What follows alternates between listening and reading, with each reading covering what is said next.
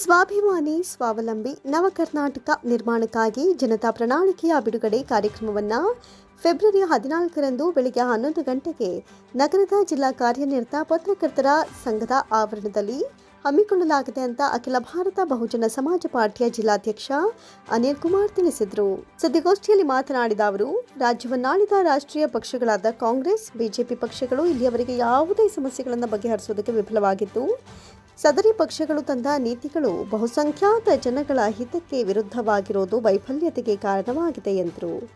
ಆದ್ದರಿಂದ ರೈತ, ದಲಿತ, ಕನ್ನಡ ಭಾಷಾ, ಕಾರ್ಮಿಕ, ಮಹಿಳಾ ಮತ್ತು ವಿದ್ಯಾರ್ಥಿ, ಯುವಜನ ಚಳವಳಿಗಳು ರೂಪಿಸಿರುವ ಪ್ರಾದೇಶಿಕ ರಾಜಕೀಯ ಪಕ್ಷದ ಮುನ್ನೋಟವುಳ್ಳ ಪ್ರಣಾಳಿಕೆಯನ್ನು ಹೊರತರಲಾಗ್ತಾ ಇದ್ದು, ಸದರಿ ಪ್ರಣಾಳಿಕೆ ಜನರ ಮುಂದಿಟ್ಟು ಜನತಾ ಅಭಿಪ್ರಾಯವನ್ನು ಸಂಗ್ರಹಿಸಲು ಸದರಿ ಕಾರ್ಯಕ್ರಮ ಆಯೋಜಿಸಲಾಗಿದೆ ಅಂತ ಹೇಳಿದರು. ಸ್ವಾಭಿಮಾನಿ ಸ್ವಾವಲಂಬನಿ ನವ ಕರ್ನಾಟಕ ನಿರ್ಮಾಣಕ್ಕಾಗಿ ರೈತ ಚಳವಳಿ, ದಲಿತ ಚಳವಳಿ, ಕನ್ನಡ ಭಾಷಾ ಚಳವಳಿ, ಕಾರ್ಮಿಕ ಚಳವಳಿ, ಮಹಿಳಾ ಮತ್ತು ವಿದ್ಯಾರ್ಥಿ ಯುವಜನರ ಚಳವಳಿಗಳು ರೂಪಿಸಿರುವ ಪ್ರಾದೇಶಿಕ ರಾಜಕೀಯ ಪಕ್ಷದ ಮುನ್ನೋಟವುಳ್ಳ ಜನತಾ ಪ್ರಣಾಳಿಕೆಯ ಬಿಡುಗಡೆ ಕಾರ್ಯಕ್ರಮ.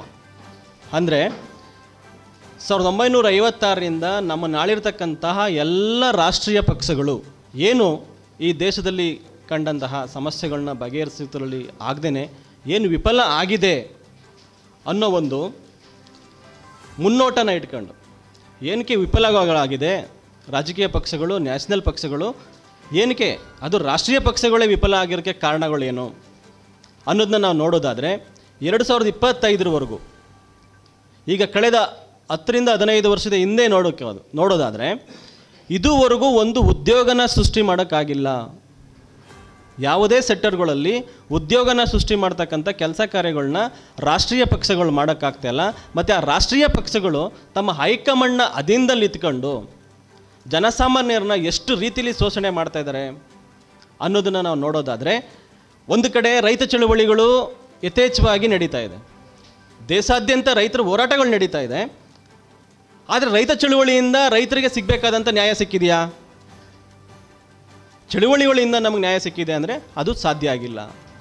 ಎಷ್ಟೇ ರಾಷ್ಟ್ರೀಯ ಪಕ್ಷಗಳು ಬಂದರೂ ಮತ್ತಷ್ಟು ಚಳುವಳಿಗಳನ್ನ ರೂಪಿಸ್ಕೊಂಡು ನಮ್ಮ ಹಕ್ಕುಗಳನ್ನ ಪಡ್ಕೊಳ್ತಕ್ಕಂಥದ್ದೇ ನಡೀತಾ ಇರತಕ್ಕಂಥ ಸಂದರ್ಭದಲ್ಲಿ ಈ ಎಲ್ಲ ಚಳುವಳಿಗಳು, ಅಂದರೆ ರೈತರು ಒಂದು ಕಡೆ ನಿಂತ್ಕೊಂಡು ಹೋರಾಟ ನಡೆಸ್ತಾ ಇದ್ದಾರೆ, ದಲಿತರು ಒಂದು ಕಡೆ ನಿಂತ್ಕೊಂಡು ಚಳುವಳಿ ನಡೆಸ್ತಾ ಇದ್ದಾರೆ, ಕನ್ನಡಕ್ಕಾಗಿ ಕರ್ನಾಟಕದಲ್ಲಿ ಭಾಷಾ ಚಳುವಳಿ ನಡೀತಾ ಇದೆ. ಅದೇ ರೀತಿ ಕಾರ್ಮಿಕರು ಸುಧಾ ಕಾರ್ಮಿಕ ವಲಯಗಳಲ್ಲಿ ತಮ್ಮ ಹಕ್ಕುಗಳನ್ನು ಪ್ರತಿಪಾದಿಸ್ಕೊಳ್ಳೋಕ್ಕೆ ಕಾರ್ಮಿಕರು ಸುಧಾ ಚಳುವಳಿನ ರೂಪಿಸ್ತಾ ಇದ್ದಾರೆ. ಅದು ಸಾಲದು ಅಂತ ಮಹಿಳಾ ಮತ್ತು ವಿದ್ಯಾರ್ಥಿ ಯುವಜನರು ಒಂದು ಚಳುವಳಿಗಳನ್ನ ಕಟ್ಟಿಕೊಂಡು ಒಂದೊಂದು ಭಾಗವಾಗಿ ಹೋರಾಟನ ರೂಪಿಸ್ತಾ ಇದ್ದಾರೆ ಮತ್ತು ಚಳುವಳಿ ಮುಖಾಂತರ ತಮ್ಮ ಹಕ್ಕುಗಳನ್ನ ಪಡ್ಕೊಳ್ತಾ ಇದ್ದಾರೆ. ಇಂಥ ಸಂದರ್ಭಗಳಲ್ಲಿ ಆಲ್ ಇಂಡಿಯಾ ಬಹುಜನ ಸಮಾಜ ಪಕ್ಷದ ರಾಷ್ಟ್ರೀಯ ಅಧ್ಯಕ್ಷರಾದಂಥ, ರಾಷ್ಟ್ರೀಯ ಉಸ್ತುವಾರಿಗಳಾದಂಥ ಗೋಪಿನಾಥ್ ಅವರು ಮತ್ತು ರಾಜ್ಯ ಅಧ್ಯಕ್ಷರಾದಂಥ ಮಾರ್ಚಂದ್ರ ಮುನಿಯಪ್ಪ ಅವರು, ಮುನಿಯಪ್ಪ ಅವರು ಒಂದು ಆಲೋಚನೆನ ಮಾಡಿ ಕರ್ನಾಟಕ ರಾಜ್ಯದಲ್ಲಿ ಒಂದು ಹೊಸ ಪ್ರಾದೇಶಿಕ ಪಕ್ಷಗಳನ್ನ ನಿರ್ಮಿಸಿ, ಪ್ರಾದೇಶಿಕ ಪಕ್ಷದ ಅವಶ್ಯಕತೆ ಇದೆ ಈ ಕರ್ನಾಟಕ ರಾಜ್ಯಕ್ಕೆ ಅನ್ನೋದನ್ನು ಮನಗಂಡಂಥ ಸಂದರ್ಭದಲ್ಲಿ ಕರ್ನಾಟಕದ ರಾಜ್ಯಾದ್ಯಂತ, ಅಂದರೆ ಜನವರಿ 20ನೇ ತಾರೀಕು ಜನತಾ ಪ್ರಣಾಳಿಕೆ ಅಂತಕ್ಕಂಥ ಒಂದು ಟಾಪಿಕ್ನ ಇಟ್ಕೊಂಡು ಎಲ್ಲ ರಾಜ್ಯ ಮುಖಂಡರುಗಳನ್ನ ಕರೆದು ಒಂದು ದಿನದ ಶಿಬಿರಗಳನ್ನ ಏರ್ಪಡಿಸಿದಂಥ ಸಂದರ್ಭದಲ್ಲಿ ಆ ಮುಖಂಡರುಗಳ ಅಭಿಪ್ರಾಯಗಳು ಬಂದಂಥ ಸಂದರ್ಭ, ನಾವೊಂದು ಕರ್ನಾಟಕದಲ್ಲಿ ಪ್ರಾದೇಶಿಕ ಪಕ್ಷನ ಸ್ಥಾಪನೆ ಮಾಡಬೇಕು ನಾವೆಲ್ಲ ಒಂದಾಗಿ ಅಂತಕ್ಕಂಥ ಅಭಿಪ್ರಾಯನ ಸಂಗ್ರಹ ಆಯಿತು. ಆ ಸಂಗ್ರಹ ಆದಂಥ ಸಂದರ್ಭದಲ್ಲಿ ಈಗ ಪ್ರತಿ ಜಿಲ್ಲೆಗಳಲ್ಲೂ ರಾಜ್ಯ ನಾಯಕರುಗಳು ಪ್ರವಾಸ ಕೈಗೊಳ್ತಾ ಇದ್ದಾರೆ.